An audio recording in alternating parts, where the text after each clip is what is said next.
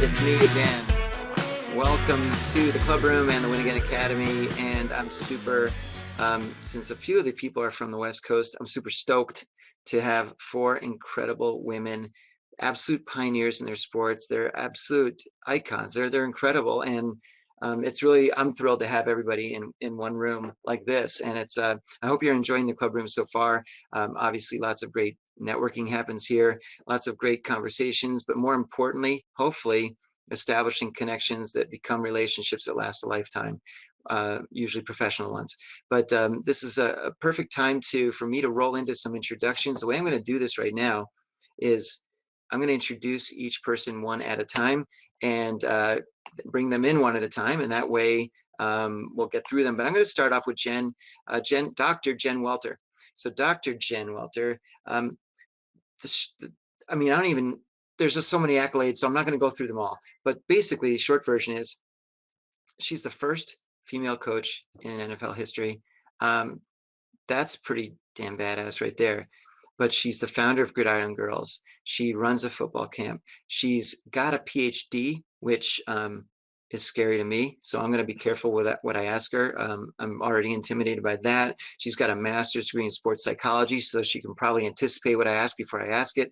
But I'm really fired up to have her in here. So here we go. I'm going to bring her in. Welcome in, Jen.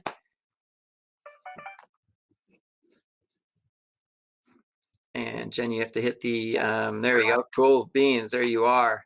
How the heck are you?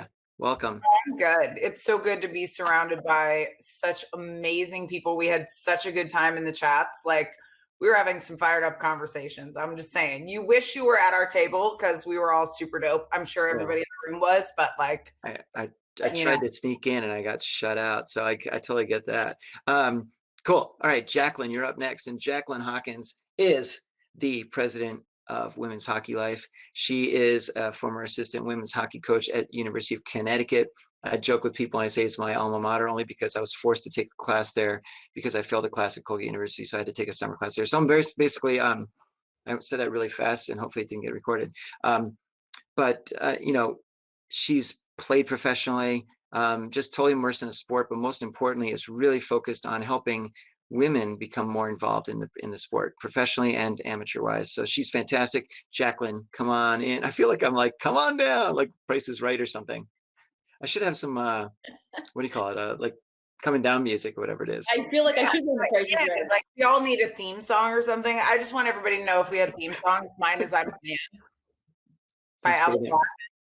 That's pretty I know I should have had like, the walk up to the plates, music, whatever it is. If anybody listens, if you listen to Alan Man, being the man has nothing to do with men. So I say it all the time since I've been surrounded by men and they love it every time. So just FYI, it works really well, ladies. Well, and today I think the song is It's Raining Women. I don't know. I never really liked that song, It's Raining Men. It was, but I was forced to dance to it if I ever wanted to meet any girls, but that was a long time ago. Never mind. Anyway, next I'm going to bring in Emily Jensen. Sorry about that. Run on sentence. No, I haven't been drinking. Okay, you're just nervous being surrounded by this many ladies, but remember it's virtual and we can only do so much. I think that was it. That's a newsworthy quote right there. Okay, cool. Anyway, I'm bringing in Emily Jensen now. Emily is the general manager of the Reno Aces. It's a AAA football team, the affiliate of the Arizona Diamondbacks. Baseball team. Yeah, baseball. You said football because I scared you. It's fine. I said football? Did I really? Yeah. Oh my God. So Emily Jensen is the GM of the Reno Aces AAA baseball team, the affiliate of the Arizona Diamondbacks. Reno is a really cool, hip, happening city. I've been there a few times. It's also, they have an amazing stadium, the Reno Aces. But besides that, what's really compelling and interesting about Emily is that she started out, and she worked she's been in nonprofit for a while, philanthropic stuff and everything. But then she was with the Reno Aces for a while, left, came back, and basically got invited to be GM. She's incredible. Wait till you hear her story. Emily, come on in. And sorry about that. I can't believe I said football. Anyway. Don't worry, Jen's here to correct you. You're good. I'm so nervous right now. Anyway. That's okay. Emily and I were supposed to have like this dope event earlier this year. And I know too much about her now because I was like so excited and COVID, like, so I feel like I already know you and that like we are long due a catch up. And when we're allowed to, I'm totally coming to a game. This is like so serendipitous. We were supposed to meet in May. Here it is November. I know that the pandemic stole our amazing, incredible Women of Achievement event in Reno, Nevada. Jen was going to speak. It was going to be amazing. I was the chairperson. We will do it another time. But today we are here for all of you. And FYI, my walk-up song is Champion by Carrie Underwood. I have many, but I always crack the guys up with "I'm the man." I like it. I got to get this on Spotify real fast. Anyway, I'm not that qualified or capable, I promise you. Batting cleanup, Holly McPeak. Holly is fabulous. I love her. She's so incredibly accomplished in her sport, which is beach volleyball. Okay, professional beach volleyball. She is a 3-time Olympian, promise. And that to me is so cool. Walking in the stadium, not just once, but 3 times carrying the flag. Or I don't know if I don't think she carried the flag, but she was right next to, maybe, I don't know. She'll tell us all about that. But also a 5-time beach volleyball champion. She's in their Beach Volleyball Hall of Fame. She is the first female to earn $1 million buckaroos in the sport. That's a lot of money. I think anyway. I don't know. But she's also runs the Elite Beach Volleyball Academy camp. And she is fantastic. Wait, enough. I'll just stop talking. Here we go. Holly, come on in. See, I got to get my talking in now because it's not going to happen in about 5 minutes. You are so nervous around us, but it's okay. We're all right. I'm feeling so flush right now. I can tell. Hey, I'm a doctor. We do this all the time. I just mess with mine for a living. I just want you to know. Yeah. There's Holly. Hi, Holly. There she is. How's everybody? And by the Hi. way, if you guys know what she had to do to get to here right now, I mean, she runs her camp up until like 11 seconds ago, and then had to put away all the stuff, tell all these kids to get the sand out of their bathing suit or whatever they've got to do. I don't know. What'd you have to do, Holly, to get here on time? Well, it was a mad sprint, but we got it done. Took down 2 nets, 2 sets of lines, 5 ball bags, you name it. That's cool. Glad to be here. Awesome. All right. So thanks for being here, all of you. The very first question I want to really throw out there a little bit is that you've all been instrumental in really progressing, you know, I hate to say female gender because that's almost discounting what you guys accomplished, because you're a person and you kick ass at your sport and what you know and what you do and so forth. But tell me a little bit about maybe a challenge or 2 that you faced along the way that you feel is maybe going away now or starting to go away a little bit. And I guess we can start with you, Jen, since you're on my right over here. I don't know if you are somewhere else. It's like Brady Bunch stuff here. It is Brady Bunch, but I will take this over their setup any day because in surrounding, I know we can pretty much do anything. Well, not pretty much, we can. You know, I think what's really interesting to me, I say in football, and you're right in what you said, Mark, in advancing in terms of the fact that there are stereotypes. They're not correct, but, you know, that doesn't mean they're not in the minds of other people, because if you've never seen it, then it is tough, especially to little kids. Like I always look at socialization. And from my sport, I'll speak. In the sports that all of you are in, it is more advanced than mine. Football is the sport that has the furthest to go. It is commonly referred to as the final frontier for women in sports.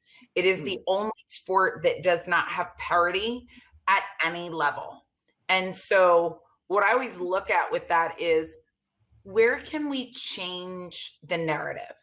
Because for me, I know when I got offered my first coaching job, my gut reaction was no. You're like, what do you like? And this was Wendell Davis, former Dallas Cowboy. He's like, what do you mean no? And I was like, no, girls don't do that. Like, it was my gut check, right? He's like, you have to coach my football team. And I was like, no. And I was like, I've never coached before, and you want to throw me into men's football. And the reason I said that is because I didn't want to fail and do a disservice to all of the women who I loved and respected so much. And I'd never seen it done. And unfortunately, what's hard about that is that means there's a sample size of 1. So they're not saying, can Jen coach football? They're saying, can a woman coach football. Like, you're the narrative because it's what exists. And so thankfully what we see now is that, like, the beauty of a first is not necessarily the just epic talent of a first. It's someone who's good and meets with the opportunity. And it dispels that rumor of it can't be done, right? It's like the 4-minute mile. Like, everybody said it was humanly not possible. And then one person did it and it was like, boom, boom, boom, boom, boom, done. Because that fear factor has gone away. And so when I look at our sport, people always say, well, how did you move from this, that, and the other? I look at where we can change the opportunity, the conversation, and the socialization. And, you know, seeing a first means that some girl gets to grow up with a football dream that wasn't there before, and that she will be better than me because she started earlier. It means, you know, like working with Madden to be the first female coach in Madden, because in a virtual space, we can instigate conversation that might not be ready yet in the real world, because seeing a female head coach will give somebody else permission to start earlier, aspire bigger, and go longer, right? And yet we're not ready for that necessarily in the NFL yet, because it's a long career trajectory for anyone, male or female, right? Because of all the elements of football. But yet we could drive that conversation in a virtual space, which means it will happen faster in an actual space. Oh, that's right. So that's kind of what I see. That's amazing. Jacqueline, how about you? Because you know, I think women in hockey, I think, have made huge strides. I mean, it's obviously become a much bigger game, and I know that the professional side is had some growing pains here and there, but hopefully soon there'll be a cohesive league that brings it all together. But tell me a little bit about your experience with that and what you're trying to do with women's hockey life.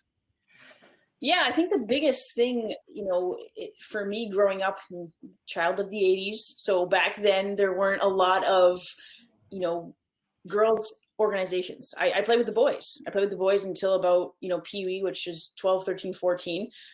So I think for me, it was, I didn't see it. So I didn't know, I didn't believe it. It's kind of what Jen was talking about a little bit too. And now it's different. Now there are actual more so probably here in Canada.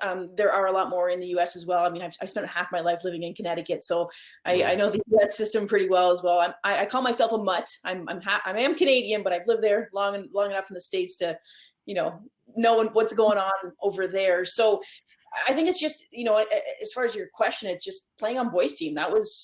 It's all I knew. There wasn't anything else, but the growth of the game, there is actual growth. Like Jen talks about football, and like there is still disparity, and it's not where you want to take it, Jen, right? Like you want to, I'm sure you have dreams, visions, and goals, and you're going to keep, yeah, exactly. Yeah. I can feel the energy, but you know, we're fortunate in our sport where we're still not where we want to be, but there are so many now girls organizations at the youth level where, like, I literally just had a call with a family getting Mark, kind of wrapping it back to your question of what we're doing with women's hockey life.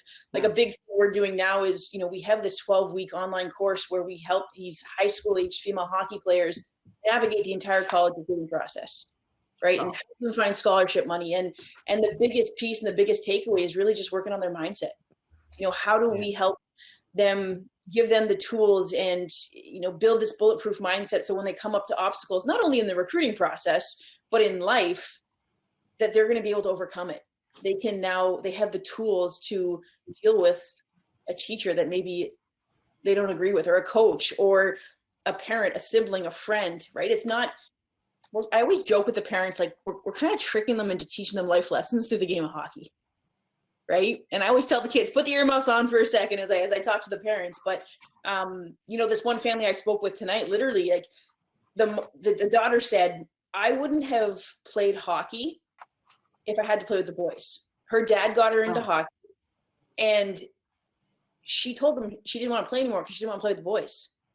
She liked the social component of it, and she wanted it to be, she loves the game, but she also likes the social component of it and wants to hang out with her girlfriends and be on the ice with them. And how cool is it that at a young age, at 6, 7, 8, however old she was able to find a team with a bunch of other girls. And I didn't have that growing up, but again, I also didn't know any different. Right. So it's all perspective and like, it is what it is, but it's just cool to hear these stories now that I'm kind of on the other side of it and trying to give back and inspire and motivate these young kids to fulfill their dreams, whether it be playing in college or trying to make a national team or an Olympic team. Long-winded way of answering your question. I'll stop there. No, that's great. And so one thing I want to point out about tonight is that I think sometimes there's a lot of focus of almost focusing on your own sport and women in hockey, women in football, women in baseball, and so forth. And I think hopefully tonight is a way that you can all, and more people can really start looking across sports at how other women are overcoming some of those the barriers and crossing the boundaries and so forth. So, but that's a great answer also. Now, Holly, I can tell you, because I know this for a fact, that women's beach volleyball absolutely crushes men's beach volleyball. That's a fact. There's no whatever. And back in, I shouldn't tell you what year, but 1987, where most of you were 0 or negative something or whatever you were. But I was living out in, I'd moved out to LA for a year, and I started watching beach volleyball, and I was blown away at, this isn't just regular volleyball. This is, I mean, you've got to be like incredibly fit to play this sport, and also like 8 feet tall. But it's an amazing sport. But tell me, Holly, a little bit about when you were just starting to play, and did you feel or face back then any sort of resistance to the women getting into the game, because you were one of the pioneers, kind of thing? No, it's interesting. Thank you for saying that you prefer women's beach volleyball. Totally. At one point, Who doesn't? true. So when I was growing up, I didn't have any female role models in the sport. It was all men who played. So there was no pro women's tour. So people say, "Oh, who is your role model?" I'm like, I like these guys, and I patterned my game after them. But the interesting thing about it is, once women were given a little bit of we had our own little pro tour, and the men's was huge. It was in the 80s, 90s. They were gigantic, and we were kind of limping along over here. And we would show up, and we wouldn't have any fans. They were making, hundreds of thousands of dollars. And all of us were like, if we could just get on that same platform as them and be exposed to that many people, we feel like our sport is a great sell. So we weren't able to get on that platform till the mid 90s. And as soon as we got in front of crowds and people saw our game, I mean, it went from 0 to 100, because people said, wow, it's like women's tennis. It's so fun to watch, the rallies, the athleticism. So we didn't have a platform. Once we got that platform, it was fantastic. But then the men who were so used to being in that spotlight, they're like, we don't want to give anything up, prize money, TV time. So it was a battle at the beginning. The men were not happy about it. And then now the new norm, starting, I believe it was 99 or 2000, Leonard Armato actually mandated equal prize money, equal time on TV. The first sport to do that. And so once that happened, we took off, and the men didn't have anything to say about it. So it's been kind of fun, especially prime time at the Olympics. Everybody wants to talk about beach volleyball, especially the Americans. So it's been fun to see it come full circle. And congratulations on that. That's really it's really amazing, and you're absolutely right. Prime time. I mean, you got some serious TV time there, so that's amazing as well. Can I just say one thing? Yeah. So one thing that I noticed as a female who was just getting to be part of that platform for the first time, we were so respectful of the opportunity. We wanted to kill it. We would talk to sponsors. We'd stay after. We would do whatever it took to take care of that opportunity, that responsibility. That's ingrained in me. You get an opportunity, you take care of it. Now, the women and men and the athletes these days, it's a little different. They just think it just happens. They're not staying after. They're not talking to the sponsors. They're not doing those little things that we had to do to grind and make it happen, because it just happened. They didn't have to work for it like we did. They don't know what it felt like, you know, to not play for prize money, to play in front of 3 people or whatever we were doing. So I think because of where all of us have come from, we've really had to work hard to establish ourselves. And we took advantage of the opportunities to grow and expose our sport to new people. That's thanks you. That's great. So Emily, before I ask you your question real quick, just a quick reminder to everybody, because lots of chats are going on. I'm not wearing my glasses, so if you're writing anything important, I ain't seen it. But the Q&A section on the far right there, that's where you need to drop in some questions for the ladies here. So instead of the chat stuff, if you have a question, make sure you throw it in that Q&A section, and we'll be happy to ask anybody, whoever you want to point it towards. So Emily, in your case, you're in the front office. You are el jefe or la jefa, la jefe. I don't know how to say it in Spanish, but you're the big cheese, the big kahuna. And but what's really sort of amazing about that is that I think it's important that young ladies and not only young, but they see that they have the opportunity to be in a front office. I mean, it's such an important role, but there's no reason why women can't be doing that sort of thing. But tell me a little bit about, you know, I love the story because we've spoken before, how you found out that you were going to be offered this position and what your reaction was. Sure. So just to, you know, reiterate kind of what you said, Marian Wright Edelman said, "You can't be what you can't see." And that saying has really come to life specifically in my career. So rewind several years ago, I was in Houston, Texas. My husband and I had just built a brand new home. I had a great career going. I had a new baby. Everything was as it was supposed to be, or so I thought. I had previously been with the Reno Aces for several years. My husband got an opportunity in Houston. We took that, and I continued my career in Houston, Texas. Made some great connections and had a great job. And I kept in touch with Reno the entire time. I was still working in sports, and so I would call back and say, "Hey, have you ever considered this? I just was at this event and we did that." I was a liaison for the president of the company to what was going on in the rest of the sports world. So I'm sitting at my desk at my job, and my phone rings, and it's the president of the Reno Aces saying, "Hey, I have an opportunity, the general manager position for the Reno Aces. I just have to figure out how to get her to move back." And I said, "What are you talking about?" He said, "I want you to come be the general manager of the Reno Aces." And I fell out of my chair, considering the opportunity and what a big deal it was. And along with that offer came the fact that I'd be the first woman to hold a general manager title in AAA baseball in nearly 20 years. And that's when I knew I had to say yes. Thinking back to that quote of "you can't be what you can't see," I had the honor and the privilege of being a servant to that next female leader. And so I took the job. And when I took the job, that statistic was used every day of my career for the first 6 months. And I have to tell you that I got a little tired of hearing about the fact that I was a woman.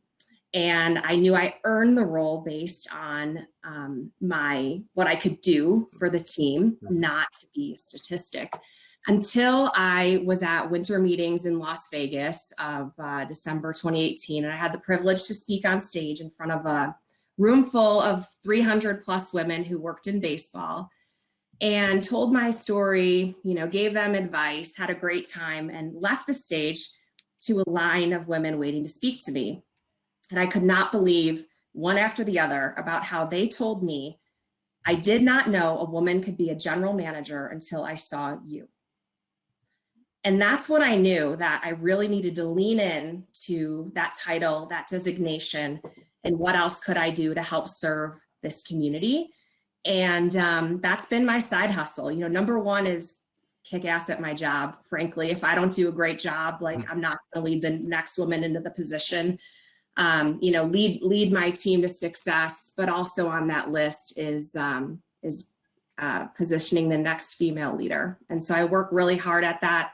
My podcast leadership is female, elevating female voices. There's a ton of successful women who work in sports, and it's about time that we elevate them and share their voices so that so many other women know what they can achieve too. Wow, that was great. So, I mean, look, and I'm seeing some of the. I'm squinting so I can see some of the chats that are going on. I lied a little bit. I got my glasses over here, but obviously you're all really clearly inspiring everybody here, and this is fantastic. So, my next the question I want to get through, and then in a little while we'll go back to the tables, and I want you all to rotate around and sort of say hi to everybody.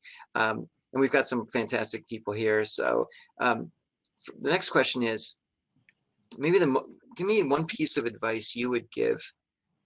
Whether it's a young woman in high school or in college, and someone who says, they've either played a sport, whether it's, soccer, softball, whatever it is, whatever the sport is. And if they want to continue on, but they're just not sure what they should do next. We'll do the same sort of rotation again. Jen, go ahead and give me one piece of advice you would give that age group. Okay. First thing I have to say before I can give you that advice is that I know and speaking for the women who I love and motivate me in football, look to all of you and your sports for where the path can be, right? Like, Holly, the fact that your intro said you made $1 million, I'm like, and I'm just going to leave it there. What I made national news on when I was hired by the Arizona Cardinals, I went from what we said as being the best kept secret of women in sports. So everything you said, about back then, we're doing now, right? This is why I say we have the furthest to go. I always said, we were the best kept secret in sports. We just want to be a secret anymore. And all of this sudden, I get drop kicked to one of the biggest platforms in sports. It's an NFL press conference. The room was so crowded. And I was like, when I played women's football, I was like, don't you want my autograph? And they're like, why? Right? And there's all of the biggest media outlets. And I'm confident that I'm there for the right reasons, but I'm looking at this room and I'm terrified. And thankfully, nobody coached me enough to know any better than to tell about the first check that I got for playing women's pro football, which was $12. Oh. It was literally $1 a game. And this is how much it meant to me. And this was my fourth season. It wasn't even my first. And we went undefeated and won a Super Bowl, and I got a check for $12. And I didn't cash it. I kept it. And so it was in my room here at the Cardinals. And everybody's like, wait, this is a real thing? And so the check became this big epic national news because, it was before the photo deposit. So I kept it, right? And you're talking about making $1 million. And I think about all of the women who sacrificed. And I'm like, yep, that's the roadmap. And I think about what you're talking about, Jacqueline, and helping women get college scholarships. That just now is a possibility in football when the NAIA is now going to have flag football as a varsity women's sport in 2021. For the first time in the history of the game of football, which is American sport, girls can look at it and say, I could change the trajectory of my life and my family's wealth and my education through this sport. So I want all of you to know how, because you said earlier, Mark, I want you guys to cross-pollinate and look. And whereas you guys might not look at football in that way, and I get it, we have to look at you in that way. and we always have. And hopefully we won't always have to, because we'll get our own space.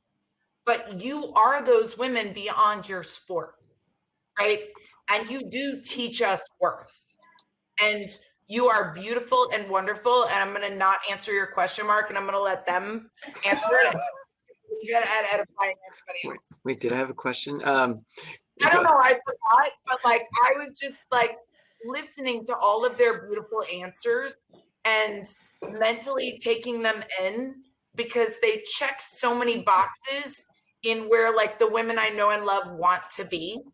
And so I don't know if it always gets kind of flipped in the reverse. So I forgot your question too. And I was going to pretend like I didn't forget it and I was being smooth, but you called it out. And so I don't remember anymore. Well, that makes two of us. No, I'm kidding. So Jacqueline, then, I mean, give one piece of advice if you could to, you know, again, it's, you know, someone that may be in their teens, early 20s, and sort of, you know, think about some of the experiences you went through, and maybe one bit of advice that you would give them to sort of avoid any of the hurdles that you faced. Well, Mark, this is my wheelhouse. This is what I do. I'm all about the high school age kids. So like, this is a perfect question. But I don't know if I have just one. First, it's figure out if this is something that you want. Like if you're playing this sport, is it because you want to play it, or are your parents living vicariously through you? And I say that because I've seen it. Yeah. Right. So first and foremost, do you love what you do? Or is there a passion behind it? And if there is, then you've got to fall in love with the sport, with that sport, whatever sport it may be. And if you love what you do, the game can open up so many doors for you. And I think back to my career now too. It's like I had a great, you know, I lived in Ottawa, I had a great career, and then I went to a prep school, and then University of Connecticut. Now I'm an American. I'm a mutt, like I said. You know, and then I go live in Switzerland and play professionally over there, and come back and play in the pro leagues here in North America. And like the game has just allowed me to travel, and it can take you so many different cool places and give you all these experiences. And I think the biggest thing is, you know, if history's taught us anything, anytime we strike out to do something great, people are going to try and knock you down. You know what I'm talking about? Like everyone's on their heads, you know, people are going to try and knock you down. So you can't let anybody steal your dream, right? Just because they're not committed to it, to their dreams, or, you know, maybe they're scared, or maybe they don't want you to get your feelings hurt or be sad that it didn't happen, or you can't have that in your inner circle, right? You can't, basically don't let anybody steal your dream, even if it's your best friend, your parents, your siblings. You can't let their fears become yours. Does that make sense? 100%. Well, look, and I think that's true with all of us, and whatever our specific dreams are. A lot of times the people that criticize us are the ones that wish they were pursuing our dreams, and Exactly. you know, you just have to brush that aside and keep plowing ahead. As Scott likes to say, the guardrails, keep the guardrails around you, right? So sometimes that's a good lesson for myself as well. So great answer though, Jacqueline. Thanks. How about you, Holly? Gosh. So I'm a small player. I'm 5'6" 3/4. For volleyball, that's small. Nobody ever thought I could win a tournament in my life. Yes, Jen, I know you're shorter, right? I was writing that too. I'm like you. Well, but it's a big person sport for the most part. Absolutely. So everyone's like, oh, she'll never amount to anything. Nobody ever thought I could win a tournament, but I didn't care. I was passionate about it. I was going to find a way. I worked 10 times harder than everybody else, and I made it happen. But literally nobody thought I could do it. And so it didn't bother me because I was passionate. It was my dream. You know, Jacqueline, you talked about it. I coached high school kids. I helped them get into college to play. It's so important that, yes, we support them in their passion. I feel like empowered women help empower young women. And that's something that I really love to do. But you think about all the young athletes that we train, not everyone's going to be a pro athlete, but you can empower them in other ways. Hey, learn how to advocate for yourself. Hey, learn how to stand up for yourself. Learn how to get what you want in life, even if you're not going to be a professional athlete or whatever it is. But there's so many lessons that you can learn How about facing adversity? I mean, as athletes, we are, I mean, heartbreaking losses and injuries and all sorts of challenges along the way. And, you know, we have to overcome, we have to show up, you know, and I think there's just so many life lessons learned. One, I didn't let anybody get in the way of my dreams. And then two, I'm a strong advocate of women empowering women. I speak to a lot of different groups. And I tell my young athletes, don't compare yourself to anybody else. Everyone else's path is different. Somebody could be I remember there was a girl that I played with in high school and she got all the accolades. And I mean, accolades don't matter to me. I just want to win. But she got all this attention, kind of went to her head. It was a little irritating, but like high school hair. And then I just took off and passed her like she was standing still. But, you know, I'm just saying everyone's path is different. So don't compare yourself to others. So those are some of the lessons I thought were important for me. Those are great. And those lessons carry across in so many different ways. So that's great advice, Holly. Thanks. And Emily, talk to me. Yeah, so much of what you guys already said. Incredible advice. Lots of bullet points you could pull from that. Be so good, they won't forget you, is my motto. I mean, your work will speak for itself. Your work is your legacy. But to piggyback on that, you also have to stand up for yourself. Like, if your work earns you a seat at the table, take the seat. Don't stand in the corner and let everybody else fill the table and you're left without a chair. And when you get that chair, open your mouth. You earned that seat, speak up. Your opinion is valued. And I can't tell you how many times I can see it, literally see it in meetings. Women wait in the back, have everybody else fill in the chairs. Or if they do sit, they sit quietly. So speak up, use your voice, have an opinion. You earned that place, use it. Wow, that's awesome. Hey, that just made me think of something, and just a little quick piece of advice going forward. If you attend an event, and I heard this the other day and I thought it was amazing. When you attend an event and you hear people speak, and then there's the part where they say, does anybody have questions? And this is back when we get to be at events versus this forum here. They always say that everyone will remember the first person that asks the question because it breaks the ice. So going forward, whenever you attend live events again and you see a panel speaking and so forth, always have a question ready and be that first person, because you will be remembered not just by the other attendees, but by the people, the speakers in the panel and so forth. So I don't know, I just wanted to throw that in there. Sorry about that non sequitur-ish. But listen, we got a few questions that I want to get through, and any of you can sort of raise your hand and answer, kind of a thing. But the first question is, how do you pay it forward for the next generation beyond just gender equity to increase the inclusivity of our sports spaces? How do you pay it forward? Jen? I mean, there are so many ways, right? And to add on Emily's, like, my statement that I always tell girls, first of all, is like, let your game speak, right? And I think this speaks to anybody who's good. Like, let your game speak louder than your haters, louder than your gender, louder than the detractors, because when you're good, somebody will want you, right? And if they don't, let it be their problem later, right?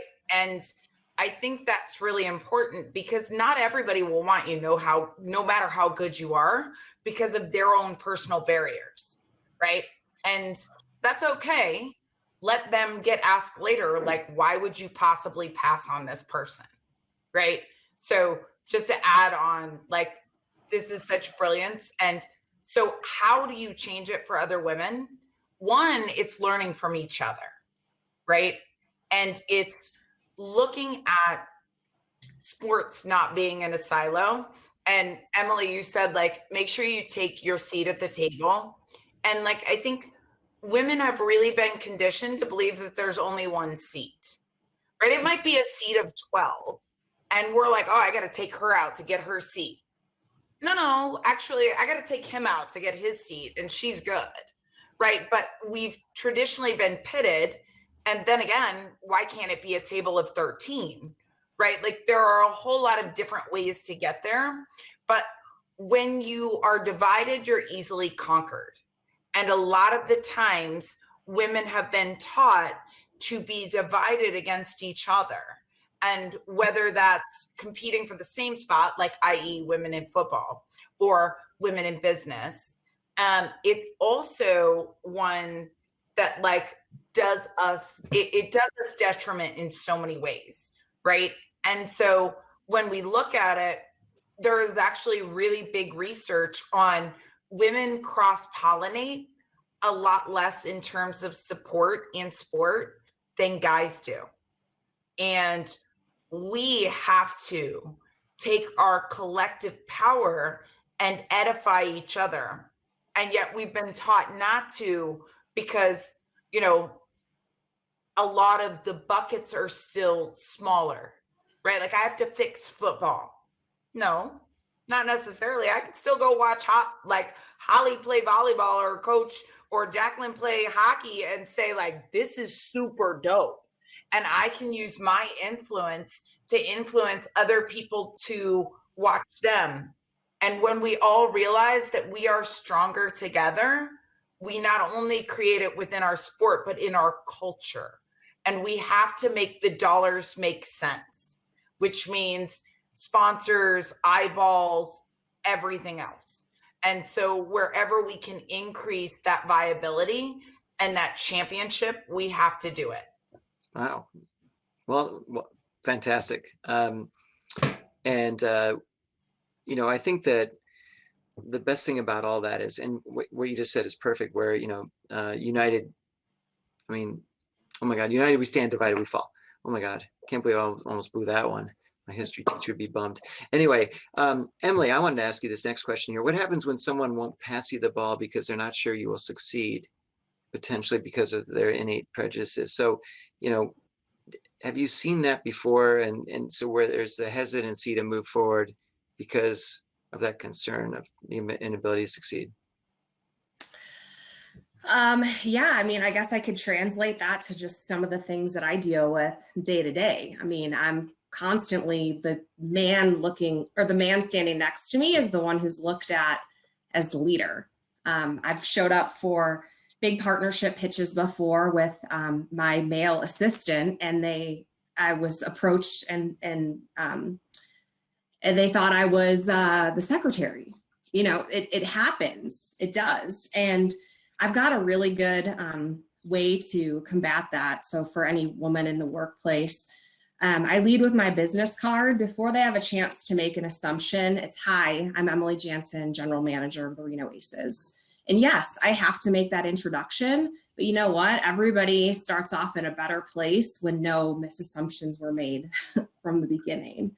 You know, the first time that as GM, I showed up in the clubhouse downstairs to welcome the visiting manager, you know, the team is shocked. The guys don't know why there's a girl, you know, in their clubhouse. But hey, I'm Emily Jaenson. I'm the general manager. How was your trip in?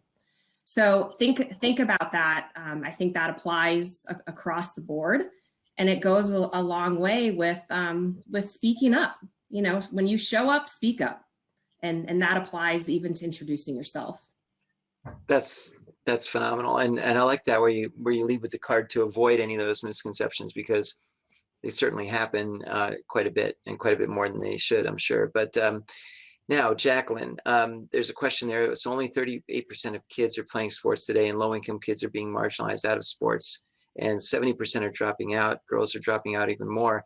And you know, we see it especially now with the, you know, with COVID really sort of cutting so deeply into sports across the board, and especially kids. And hockey has a tendency to be, obviously it's not an inexpensive sport to play with all the equipment and everything else, right? You know, what can we do to change that? Or can we do, you know, any ideas? I think, yeah, COVID's not helping the situation today with anything. I think right. Across the board. And hockey it's not cheap.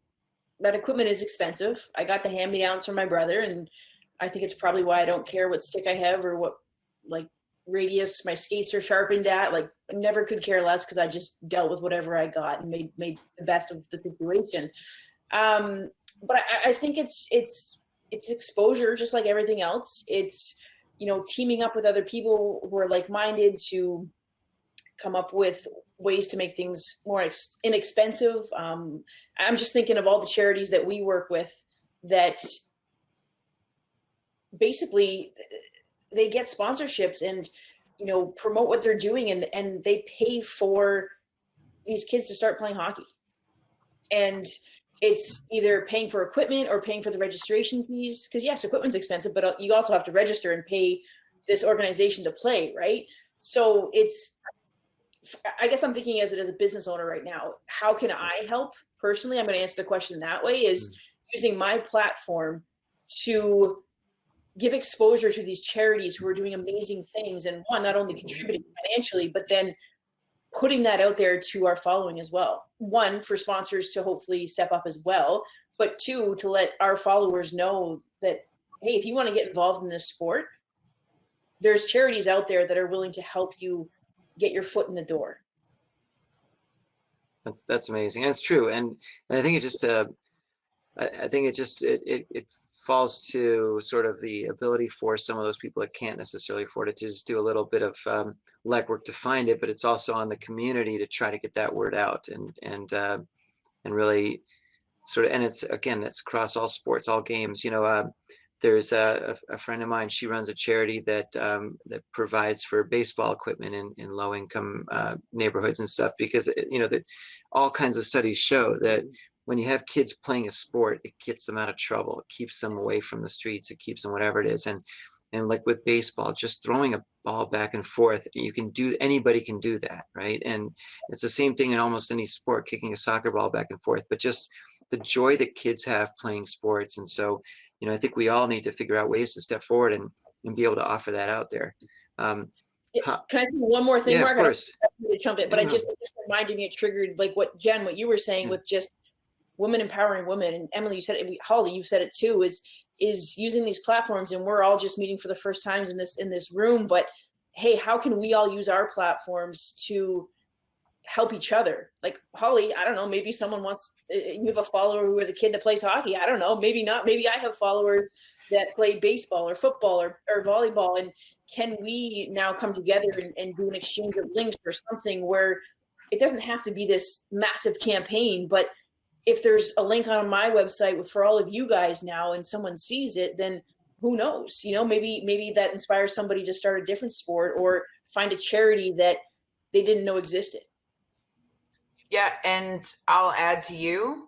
So like you said earlier, like you feel like it's confidence through your sport. Like our motto is actually it's confidence through football, because most girls don't even know that they are allowed to play football.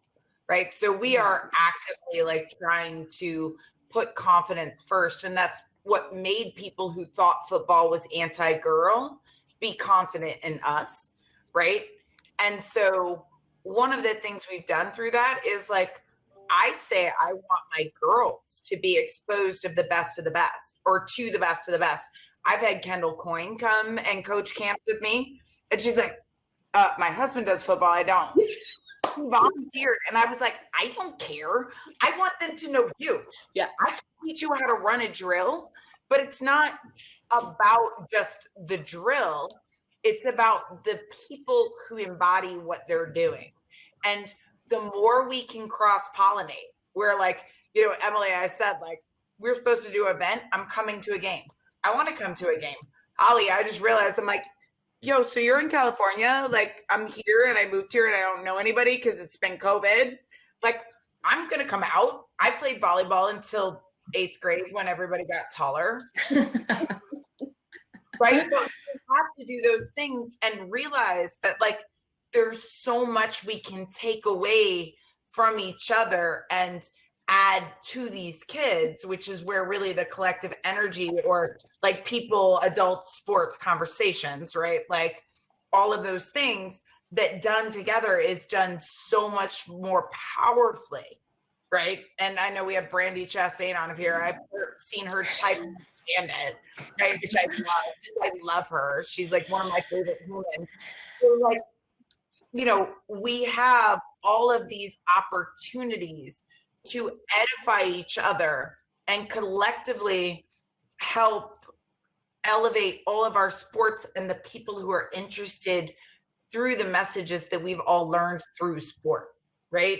So we just have to get better about getting out of the silos that we've kind of been taught to be in. And just one thing to piggyback on Jen too, you know, if you are not going to make your millions like Holly in professional sports, or be a phenomenal athlete or coach like Jen or Jacqueline or Brandy, all the lessons that you learn in sports are applicable to a very successful career where you can make a lot of money. So I'm just going to leave that on the table. I was an athlete my entire life. And that competitiveness and that drive that I learned from being an athlete is the reason why I'm a general manager today. And thank you for saying that, because as somebody who went to college for business, I didn't actually understand, because there was no path in like my sports, that you could be in the business of sports. I did not, right? Like they were separate. It was a choice away from what I thought I was passionate about to like, oh, I have to get a real job, right? Like I didn't understand that. And a lot of the programs I've put on are like right to what you're talking about, because I didn't know it and nobody really integrated those paths. So brilliant, beautiful, yes, high five, hugs, everything that one day we'll be able to do when it's not open to you, Emily, because yes. Wow. Very impressive, ladies. Well, so what I'd like to do in a couple minutes is bounce back to the tables, because I do want a chance, have everyone have a chance to be able to chat with you more one-on-one and more directly. I've also been completely distracted a little bit by the chatting going on. It's absolutely hilarious. There's also a couple more questions that have popped in that maybe we can answer those out there. But to all of you women who, listen, you've made such an important impact in your sports, but also just in general, and not just as women, but as people. Like, you know, it's you all just contribute every day, and that's the important thing. You know, I'm a big fan of showing every athlete that they have so much more potential to them, even not just inside of their sport, but outside of it, and that their identity is themselves and not necessarily baseball player, hockey player, whatever it is, right? And I think you all embody that, where you're all showing everybody that it's not just your impact within your sport, but it's what you do externally as well. So thank you all for being here. I really appreciate it. I truly do. And this has been a fantastic event so far. I'd love it if you don't mind to hang out for a little while longer, go back to the tables. I'm sure everyone wants to just say a quick hello to you. And thank you for being here. I really appreciate it. Thanks, Mark. Thanks everybody for joining. All right. And High five, Emily, we finally got to meet. I know. High five to all of you. I'm coming to Manhattan Beach. Good. My aunt lives in Hermosa. Jen, Awesome. Jen, I gotta ask. You haven't once said that you want to come to Ottawa, Canada in the snow. Like, what's wrong with you? Oh my gosh, hold on, Jacqueline. Go good. So I love Canada. I have a partnership with Ryerson University. Perfect. I launched NFL Play 60 in Canada. I actually think Canadians like me better than Americans sometimes. I used to have a Monday Night Football commercial in Canada. So I am totally for it. But my deal is this. Okay. Like, whoever it is in sports, if it's not my sport, you have to give me a lesson in your sport. Deal. We'll skate on the canal. Yeah, and we will totally, it'll be funny video, who cares? Right? I am good with not being good, because I think it's so important to see. Yeah. So like I can rollerblade. Sure, come in the summer. Ish. No, I'm just saying it's pseudo similar to hockey, I've been told. Okay. We'll have some lessons. Yes. Women supporting women right here. Right? Yes. This is the epic stuff to me. Like, this is where it's fun, is because we have to be good at getting uncomfortable. Yes. And like, I will totally do it. I will come there, and I want to walk in the hockey world, because if you don't know this, like I've told everybody, if Florida had hockey when I was growing up, I would have done it. because I think it's amazing. I didn't get exposed to it until I went to college. I'd never been to a game before. And then I went to Boston College and they were bad my freshman year. Then we took in Brian Jaenson and we were good. Yeah, you're good. You're good. Well, I would have never played football because I don't like to run. Most hockey players don't. So it depends on your position, but we only run for a few seconds. That's the good thing. Touche. All right, sorry, Mark. It's all you, buddy. I'm good. I'm there. I woke up All right. when It's over. this weirdness is over. You guys are great. I love that. I'm there. Well, look, I'd love to have all of you back at future events. I mean, we're doing a hockey night next week. We're doing the Scotch tasting, which would be a lot of fun, actually. Even though I'm not sure how much I like it, but I told somebody else, I'll just hide my face when I scrunch up like that. But thanks again for being here. I really appreciate it. And we're gonna jump back to the tables now. But you're all amazing. Thanks again. Thank you. All right. Yeah.